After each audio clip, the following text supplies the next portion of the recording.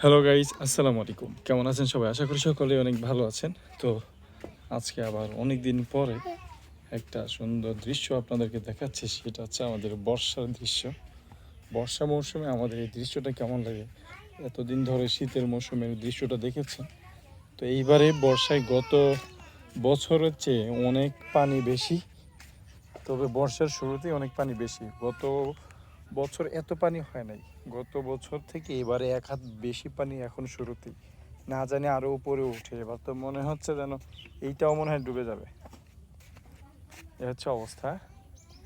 আর হচ্ছে ওইদিকে একটা ভেলা, এটা আমি নিজেই বানাইছিলাম।